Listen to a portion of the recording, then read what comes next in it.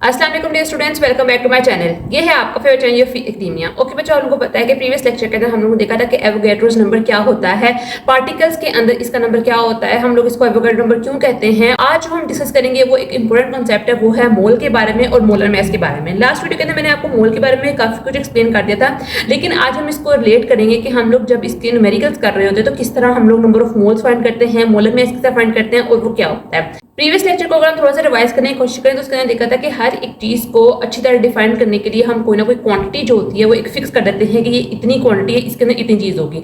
1 dozen का मतलब क्या है कि उसके अंदर 12 चीजें होंगी। 1 पेयर का मतलब क्या है, उसके अंदर 2 चीजें होंगी। सेम इसी तरह जो एक मोल होता है ना, उसके अंदर जो होता है 6.022 multiply by 10 to the power 23 atoms हो सकते हैं, आयंस हो सकते हैं, या फिर पार्टिकल्स हो सकते हैं, या फिर मोलिक्यूल्स हो सकते हैं।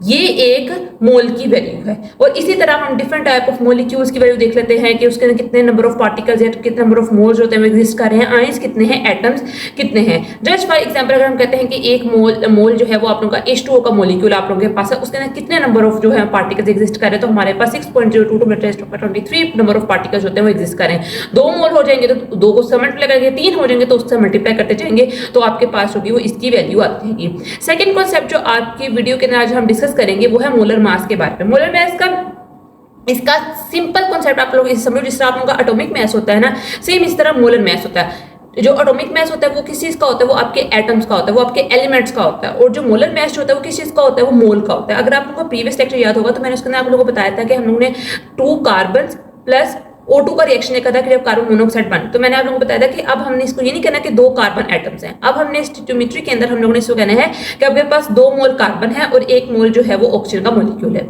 इस तरह सेम इसी तरह अब जब आपके पास 2 कार्बन जो है वो आप लोगों के पास प्रेजेंट है, 2 मोल कार्बन है, तो इसका जो हम मास फाइंड करेंगे वो हमारे पास किस तरह आएगा, वो आएगा हमारे पास मोलर मास की सूरत में। तो इसका अगर हम मास फाइंड करें तो हमारे पास कितना आएगा, 12 multiply by 2 is equal to 24 gram जो होता है वो आप लोगों के पास 2 मोल कार्बन जो है इसका मोलर मास होगा। तो ये क्या होता है, mass of 1 mole of a substance, इसको कहा जाता है मोलर मास। और इसको किस यूनिट के अंदर हम लोग डिफाइन करते हैं, हम लोग इसको ग्राम पर मोल के अंदर जो है इसका यूनिट होता है। अगर सबसे पहले हम एग्जांपल देखें H2O की बात करें तो इसके अंदर इसका जो मोलर मास होगा वो कितना आएगा। जो आप लोग ने बात हमेशा रखनी है, जो नीचे सबस्क्रिप्ट होता है इसका मतलब होता है ये जो है वो 2 बार है। H2 का मतलब कि यहाँ पर 2 एटम्स जो है वो हाइड्रोजन के, तो हम लोगों ने जो इसका एटॉमिक मास होता है इससे इसको 2 दफा मल्टीप्लाई कर देना है, प्लस आप लोगों के पास जो अगले एटम्स होते हैं, एलिमेंट्स हैं, उनको ऐड करना है। सिर्फ ये बात आप लोगों ने याद रखनी है। अब 1 मल्टीप्लाई बाय 2 प्लस ऑक्सीजन कितना होता है, 16 होता है, टोटल आप लोगों का 17 जो होता है वो मोलर मास होता है 1 मोल ऑफ H2O मॉलिक्यूल का। अब CaOH2 है, यहाँ पर मैंने थोड़ा सा आप लोगों को ट्रिकी करने के लिए कोशिश की ताकि आप लोगों को समझ आ जाए। कैल्शियम का चलो होता है 40। अब OH2 का मतलब क्या है, अब इस ये ब्रैकेट जो है वो पूरे OH के दरमियान है और उसके बाहर जो है यहाँ पर 2 सबस्क्रिप्ट लगा हुआ है। इसका मतलब 2 जो एटम्स हैं वो O के भी हैं और 2 एटम्स जो है वो H के भी हैं, तो इसलिए सबस्क्रिप्ट लगा के उन्होंने H2 लगाया हुआ है। तो सेम इस तरह अगर हम लोग ने इसका फाइंड करना होगा तो मैंने आप लोगों को लास्ट वीडियो के अंदर मैंने बताया था जब चैप्टर स्टार्ट किया था कि आप लोगों ने 40 एलिमेंट्स जो आप लोगों के पहले आता है कैल्शियम तक, वहां तक आप लोगों ने इनके टॉपिक में सारे याद कर लें ताकि आप लोगों को आगे आसानी हो। आई होप सो कि आप लोगों ने इस बात पे अमल किया होगा। कैल्शियम की बात करें तो इसका 40 होता है, प्लस 2 है ना आपके पास, तो ऑक्सीजन कितना होता है 16 मल्टीप्लाई बाय 2 प्लस हाइड्रोजन कितना होता है आप लोगों के पास 1 मल्टीप्लाई बाय 2। अगर हम इन सब चीजों का सम निकालें तो आप लोगों के पास 74 ग्राम्स पर मोल जो होता है वो आता है आंसर किस चीज का, CaOH2 कैल्शियम हाइड्रोक्साइड का। ठीक है, अब यहाँ पर एक इंपॉर्टेंट क्वेश्चन आ गया है कि हम लोग इस फॉर्मूला के थ्रू ये जो नंबर ऑफ मोल्स आप लोगों के पास है इससे में मास और मोलर मास किस तरह निकाल सकते हैं। सारे के सारे न्यूमेरिकल्स जो हैं वो इसी आप लोगों के फॉर्मूला के अंदर पोशीदा है। आप लोगों को ये फॉर्मूला डिड्यूस करना आ गया, ये करना आ गया, तो आप लोग हर एक चीज जो है वो कर सकते हो। नंबर ऑफ मोल्स की सबसे पहले बात करते हैं कि हम लोगों ने नंबर ऑफ मोल्स किस तरह निकालने। तो आप लोगों के पास जो चीज 2 होनी चाहिए, एक आपके पास मास होना चाहिए और एक आपके पास मोलर मास होना चाहिए। मोलर मास किस तरह आप लोग निकाल सकते हो, मोलर मास तो आप लोगों को मैंने अभी सिखाया कि आप लोगों ने मोलर मास किस तरह निकालना है कि जिनके एटॉमिक मास है उनको आप लोगों ने मल्टीप्लाई कर देना है, ऐड करना है जो उनका फॉर्मूला होगा।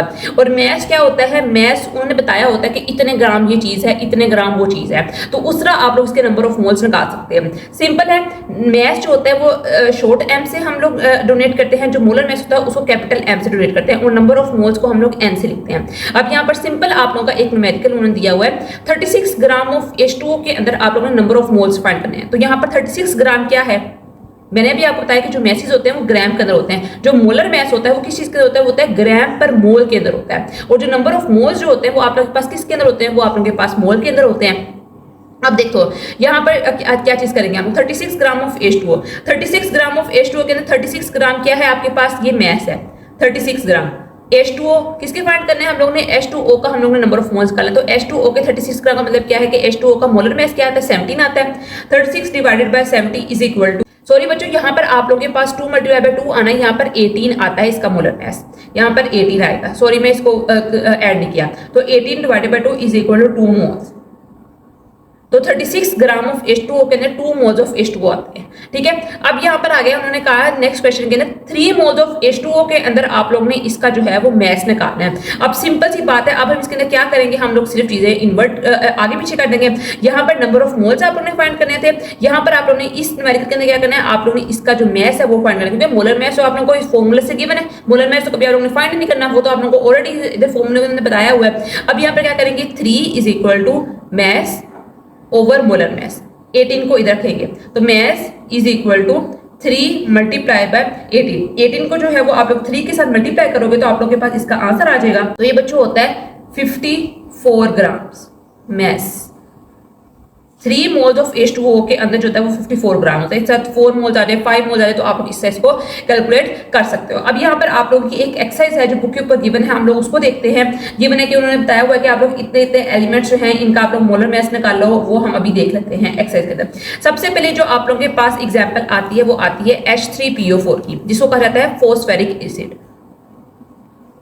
H3PO4 नंबर 1 पर, नंबर 2 पर आती है SiO2 सिलिकॉन डाइऑक्साइड, नंबर 2 पे थर्ड पर आप लोगों के पास जो आता है वो आता है सुक्रोज का फॉर्मूला C12H22O12। देन बच्चों आप लोगों के पास आता है N2O4 और नंबर 5 पर आता है MgCO3। सिंपल सा हम लोग ने इसके जो फॉर्मूलाज हैं वो एटॉमिक मैसेज जो हैं वो हम लोग ने निकाल लेने हैं। सबसे पहले बात करें अगर हम लोग H3PO4 की, तो यहाँ पर H3 का मतलब क्या है, 3 आप लोगों के पास जो है वो हाइड्रोजन है, प्लस फॉस्फोरस होता है वो इसका जो एटॉमिक मैस होता है वो आपके पास 31 होता है, प्लस 16 जो होता है किस चीज का होता है, ऑक्सीजन का मल्टीप्लाई बाय 4। तो जब इसका हम सम निकालेंगे, सबसे पहले आप लोग जो बड़ी वैल्यूज है इनको आप लोग कैलकुलेट कर लो। 98 ग्राम्स पर मोल जो होता है बच्चों वो आप लोगों का मोलर मैस आता है H3PO4 का। बच्चों आप लोगों के पास आता है सिलिकॉन डाइऑक्साइड, सिलिकॉन का जो होता है वो आपके पास 28 होता है, प्लस ऑक्सीजन का 16 होता है मल्टीप्लाई बाय 2। तो आप लोग जब इसको ऐड करोगे तो आप लोग के पास 60 ग्राम्स पर मोल जो होता है वो आता है सिलिकॉन डाइऑक्साइड का। आगे आता है C12H22O12, तो कार्बन का क्या होता है 12 multiply bye 12 plus 1 multiply by 22 plus oxygen कितना होता है 16 मल्टीप्लाई बाय 12। तो इसका जो हम सम निकालेंगे वो आता है 358 ग्राम्स पर मोल। इसको आप कैलकुलेट करते जाओ। आगे बात करते हैं N2O4 की, तो नाइट्रोजन का जो होता है वो होता है 14 मल्टीप्लाई बाय 2 की बात करें, प्लस ऑक्सीजन कितना होता है 16 मल्टीप्लाई बाय 4। जो सब्सक्रिप्ट के अंदर जो लोअर चीजें हैं उसका मतलब क्या है, उसको हमने मल्टीप्लाई करना है। जो एक सीट के अंदर है वो आप लोगों के पास उनको ऐड करना है, जो आप लोगों के पास एलिमेंट्स हैं, जो एलिमेंट्स के नीचे वैल्यूज दी हैं उनको आप लोगों ने उन एलिमेंट के जो मोलर में एटॉमिक मैस है उसके साथ मल्टीप्लाई करना है। तो इसका जो अगर हम आंसर निकालें तो आप लोगों के पास आता है 92 ग्राम्स पर मोल। आगे MgCO3 की बात करें, मैग्नीशियम का बच्चों आप लोगों के पास 24 आता है, प्लस कार्बन की बात करें 12 प्लस ऑक्सीजन 16 मल्टीप्लाई बाय 13। तो इधर इसका हम सब निकाले 63 प्लस 16 क्रॉस 3, तो आप लोगों के पास इसका आंसर आता है 84 ग्राम पर मोल। तो इस तरह आप लोग अपने मोल्स और मोलर मैस जो है वो कैलकुलेट कर सकते हैं। कल की वीडियो के अंदर हम लोग देखेंगे कि किस तरह आप लोग आपका जो केमिकल रिएक्शन होता है वो रन करता है। उसके बाद हम लोग देखेंगे किस तरह आप लोग अपने न्यूमेरिकल्स के अंदर वैल्यू पुट करके आप लोग अपने न्यूमेरिकल्स को सॉल्व कर सकते हो। आप लोगों के जो अपकमिंग लेक्चर्स हैं वो बहुत इंपॉर्टेंट है, आप लोगों ने कोई मिस नहीं करने, तो इससे जरूरी है कि आप चैनल को सब्सक्राइब करें, वीडियो को लाइक करें। तो आज के इतना ही, कल मिलते हैं एक नई अच्छे एक्साइटिंग विषय तक के लिए। फी अमान अल्लाह।